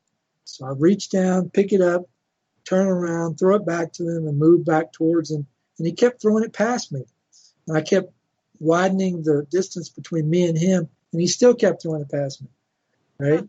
So at some point, it landed on the grass, and I picked it up, and I looked up, and there's these 3 or 4 women in bathing suits laying there on blankets, right? Okay, so while I'm throwing the Frisbee, here's the thing you got to understand. While I'm throwing the Frisbee, whenever he releases it, I judge where it's going to land and where it's going to, and immediately I start moving to that position. And while I'm running in that towards the place I think it's going to land at, I'm looking around the whole time as far as I can see to see if anybody's coming at me, even if they're like 10 minutes away or 15 minutes away. They're like way out of the field. If anybody, as far as I can see, is moving towards me, I will pick it up long before they get anywhere near me. Mm-hmm. So when I pick up that Frisbee and those girls are sitting there, I'm like, where the, you know what, the expletive did they come from? Right. I didn't see them walk up. Okay, there's no way a human got anywhere near me without me seeing them before they walked up. Not possible. Okay? That's so a degree of strangeness. Well, it's just not possible. It wasn't possible. Okay, so he throws it 3 or 4 more times, and there's a certain point where it's like near where they were sitting, or should be sitting. I look down, I pick up the Frisbee. They're gone. What? Gone. I'm looking as far as I can see. Now this field is larger than the size of a large apartment complex. Sure, so you could see it. It's huge field. There's no buildings anywhere near me. Mm-hmm. It's this humongous field, right? Yeah. I should be watching them walk off for another 10 minutes before they get to where they're going, because we're not anywhere near a parking lot or a building. Right. Okay, I didn't see them walk up. I didn't see them leave. So I'm like, where the hell did they go? Right? And so I'm like, I was like trying to figure out what the heck was going on. So I resumed play, and I throw the Frisbee back, and we're throwing three or four more shots. Lands in the same area. They're back. What? They're back. They didn't walk up the first time. They didn't walk off. They didn't walk off the first time. They didn't walk up the second time. Okay, but they're back. I'm like, what? They're in the similar position, maybe 10, 20-foot difference, but relatively the same position, right? Mm-hmm. Like, what the heck? And then 3 or 4 more throws later, they're gone again. Nowhere to be seen. Totally gone. Wow. And that's it. That's the whole story. They came twice. They left twice. They didn't see them walk up twice. I didn't see them walk out twice. So if they came the first time, maybe, but that it happened twice, that's even... Well, no, it was not possible for somebody to walk up on me. It's not possible, because the whole time I'm playing, I'm looking around. I'm not looking at him or throwing the Frisbee.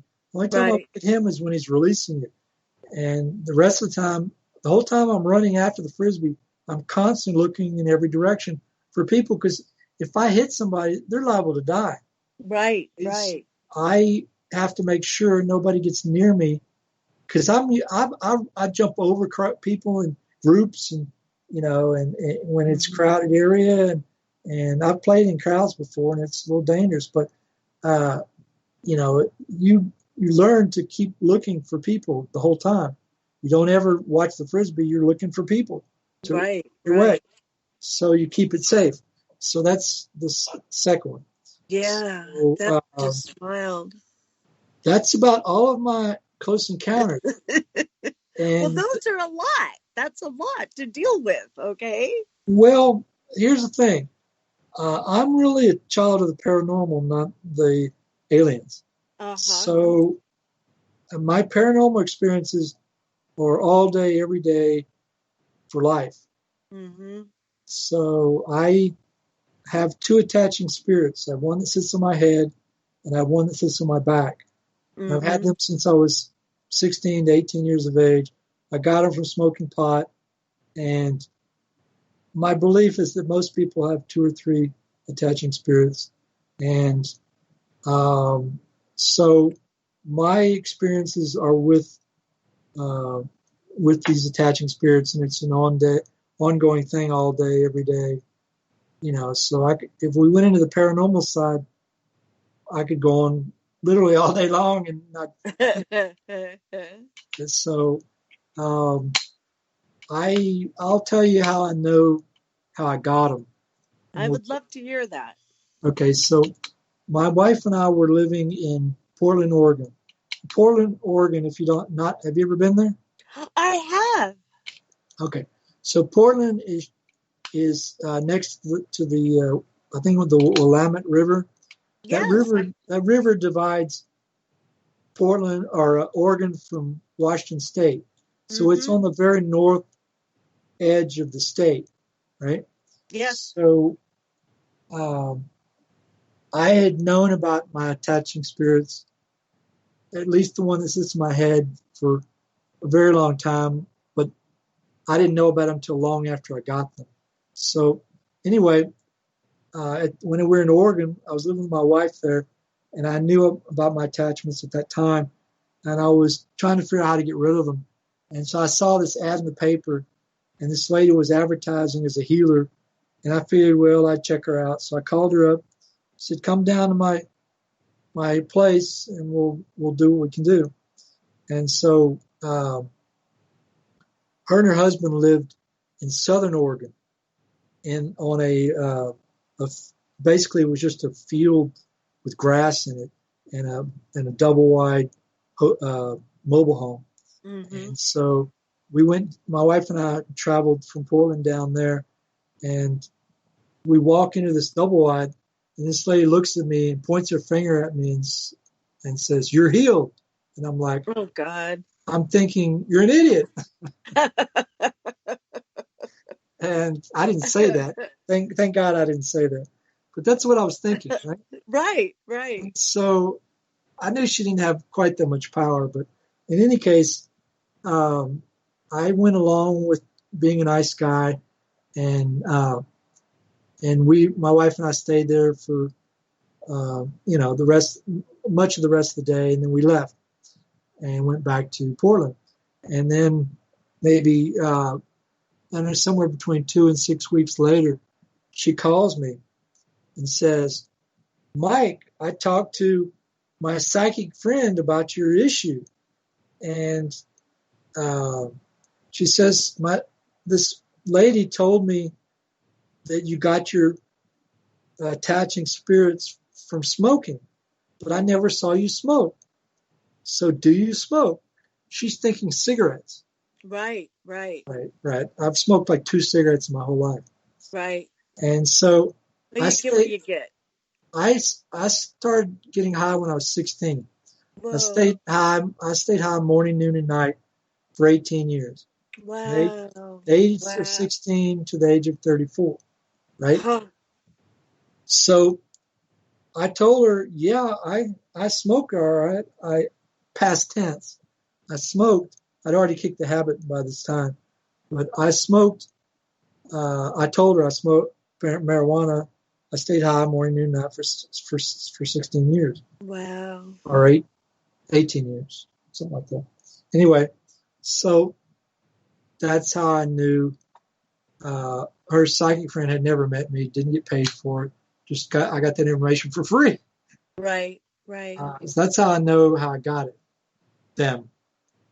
So anyway, I've been dealing with them on a daily basis for ever and ever. And since then. Can you tell us the difference then between like your attachments and spirit guides? A lot of people have spirit guides. So how is your attachments different than, let's say, a spirit guide? Well, I couldn't tell you the first thing about a spirit guide. Okay. I can only tell you that I was sitting across a card table from a young lady that I used to go over to her apartment. They would have. Do you remember Rob Monroe's out of body tapes? Yes. Okay, so his original series, when they first came out, she had a copy. I had a copy of that original series, and I'd go over to her house, and we would lay on different pieces of furniture and try to get out of our bodies with his tapes. Never worked, but we tried. So after I was... I'm sorry. I was thinking of someone else. I don't know. I'm not familiar with Tom Monroe then. But Robert Monroe. Robert Monroe. All right. So anyway, he wrote... His last book was called The Ultimate Journey. But anyway... after we got through trying to get out of our body, one of those times I went over there, I'm sitting on one side of a card table. She's sitting on the other side of the card table. She's doing tarot card readings for me. Mm-hmm. And she looks at me and she says, you have a demon. Or no, she didn't call it demon. She said, you have an imp jumping around the top of your head. Mm. And at the time, it was jumping around the top of my head. It never does that. It always stays stationary. But at that particular time, it was jumping around the top of my head. And so I knew that she could see it because she wasn't only describing what it looked like, but she was also describing what it was doing at the time. And so that's the first person who saw one of my attachments. I love it. So then another one, I was in jail in Portland, Oregon. It's called the now that's a story. Well, it's called the Justice Center, right? So in that case, it was domestic squabble. Okay. So anyway, most of the time I was in jail was for marijuana, but in that case, it was for domestic squabble. So anyway, I'm sitting in this jail cell in the Justice Center, downtown Portland, Oregon, and there's my jailmate or cellmate. He's sitting. He's a young guy, 18-ish. His name was Jason. He was sitting on the bottom bunk, and I was into Kriya Yoga at the time. Oh, we have to talk about that before the end of the show. So anyway, I was doing the bows. You bow forward, and then you move side to side, and you're running, and in your mind you're moving to different chakras of the body. You're basically doing a loop, and you're channeling energy through the body, right, in a loop. So and you're moving side to side, and you're doing other things. But anyway, I'm doing the Kriya Yoga movement or motions that I was taught, and he's watching me. And when I finish, I just sit upright. I'm in a semi-lotus position. I look over at him, and he looks over at me. He says, you have a demon sticking its tail in your back. Whoa. And I said to it, and I wasn't, the one on my head I knew about before the girl told me, sitting across me on the other side of the card table. I knew about that one before she mentioned it. But the one on my back I wasn't aware of before he had mentioned it. In that moment, I could feel the sharp pain on my back that the spirit was causing me. But I thought it was just normal back pain. Right. So I moved my awareness to that point on my back where the sharp pain was occurring, and I kept it there for a moment, and I could feel the energy of the spirit surrounding the sharp pain.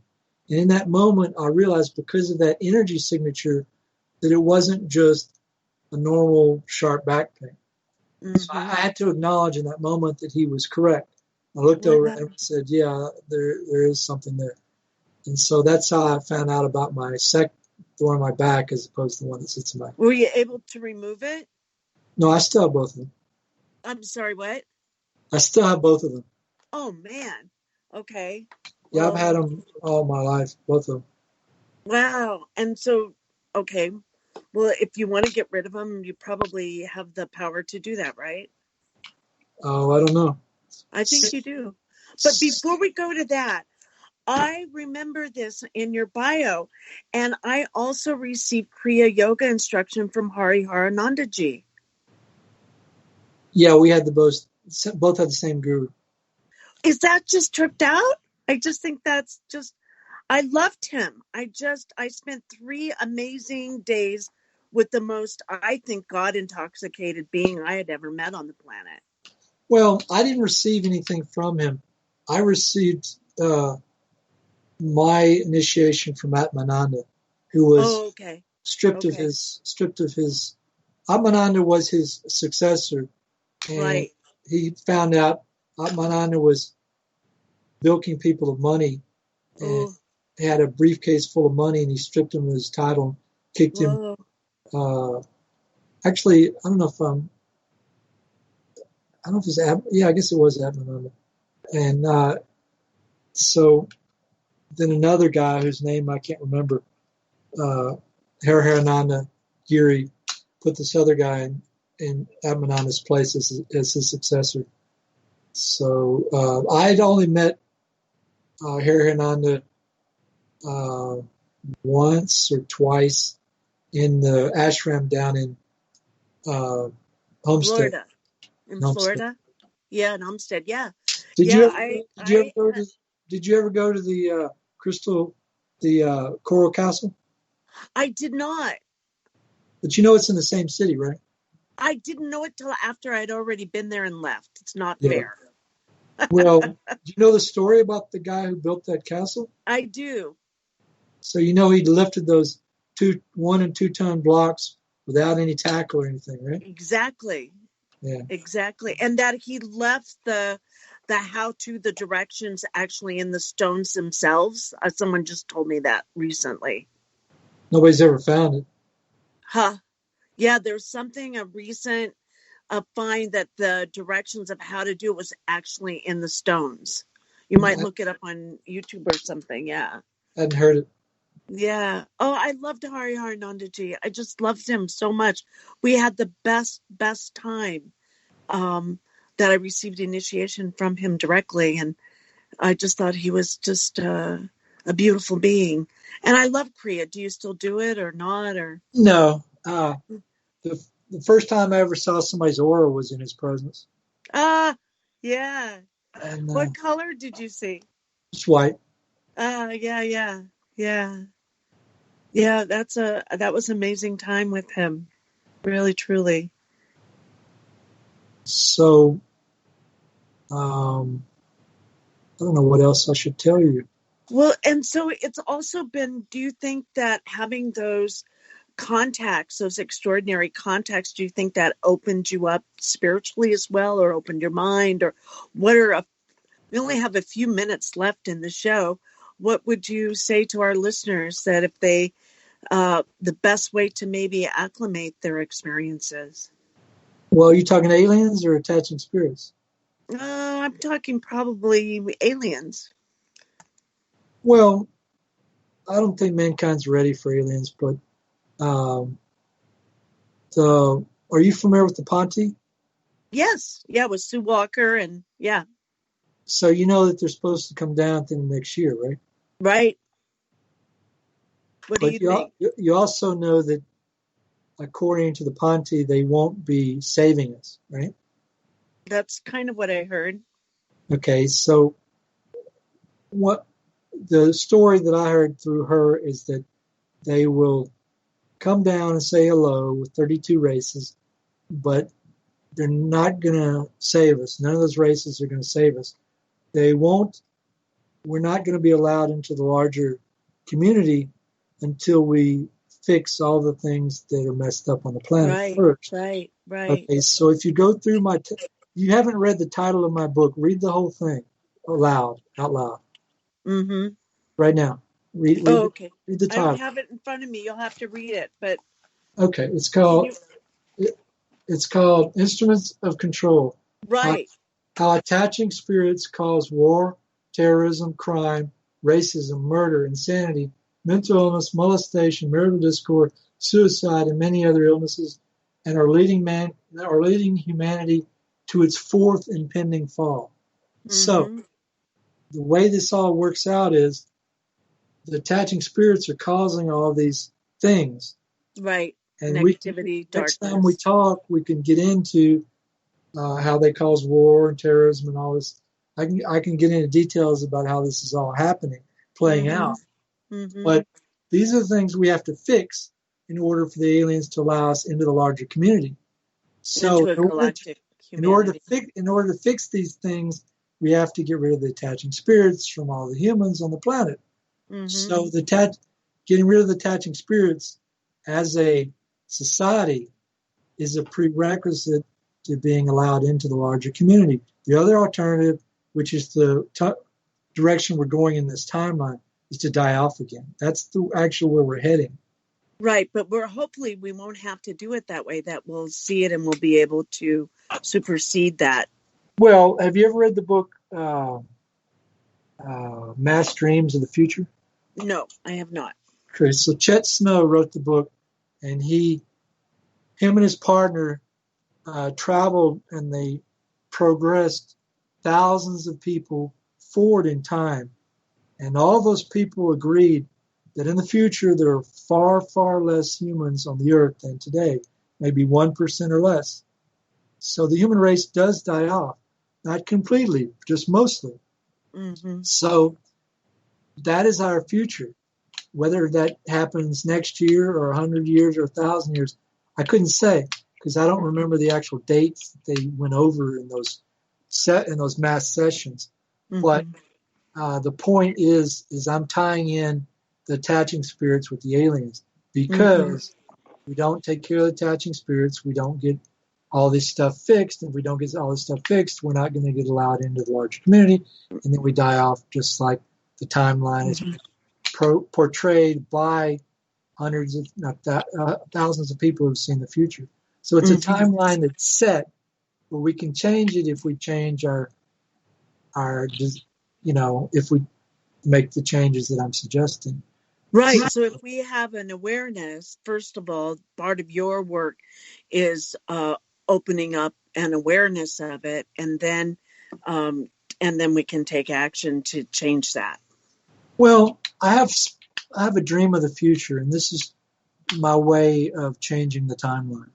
Mm-hmm. So it's about changing timelines. I'm sitting in a crowd or in front of a crowd, and my chair is facing the crowd. They're facing me, and on the left side, you have a snake of people coming up to where I'm at. And I could be up on stage or not. It doesn't really matter for the story. So then there's a guy standing at the front of the line with a watch, and he allows people to go past him or not. The person that goes past him walks up behind me, stands behind me, sticks out their left arm, and I grab their arm, and they close their eyes and they relax. And I put their hand, I move their arm and put their hand on my head where my attaching spirit sits. Now, my wife, I put her hand on my head, and she could feel the vibration of my attaching spirit that sits on my head. She said it was the weirdest thing she'd ever felt in her life. Well, so I'd love to have you back on again, and we'll talk about, we've opened it up, we've opened the doorway up. So we'll have you back on, okay, Mike? All right. All right, that's the end of our show. Thank you so much. And all I love to the listeners, we'll see you next week. I will have Eric Mitchell on next week. We'll love him. All right, take care, everybody. Have a great week. See you next week. And this is the Cosmic Oracle signing off. Thank you for listening to Revolution